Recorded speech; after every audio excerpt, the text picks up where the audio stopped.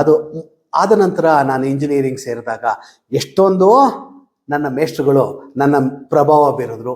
ಕೆಲವೊಬ್ರು ಮೇಷ್ಟ್ರುಗಳು ನನ್ನ ಗೈಡ್ ಅಂತ ಸಂತೋಷ್ ಕುಮಾರ್ ಅವರು 1.5 hour ಕ್ಲಾಸ್ ತಗೊಂಡ್ರೆ ಒಂದು ಸಣ್ಣ ಚಾಕ್ ಪೀಸ್ ತಗೊಂಡ್ಬಂದು 1.5 ಗಂಟೆ ನಿರರ್ಗಳವಾಗಿ ಮಾತಾಡಿ ಕಂಟಿನ್ಯೂಸ್ ಆಗಿ ಮ್ಯಾನೇಜ್ಮೆಂಟ್ ಸಬ್ಜೆಕ್ಟ್ನ ಮಾತಾಡಿ ಆ ಚಾಕ್ ಪೀಸ್ನ ಹೋಗ್ಬೇಕಾದ್ರೆ ಸೈಡಿಗೆ ಹಿಂಗೆ ಎಸ್ತ್ ಹೋಗೋರು. ಅಂದ್ರೆ ಅವ್ರ ಸ್ಟೈಲ್ಗಳೆಲ್ಲ ನೋಡಿದಾಗ ನಾವ್ಯಾಕೆ ಹಿಂಗೆ ಮೇಷ್ಟ್ರು ಆಗಬಾರ್ದು, ನಾವ್ಯಾಕೆ ಹಿಂಗೆ ಪಾಠ ಮಾಡಬಾರ್ದು.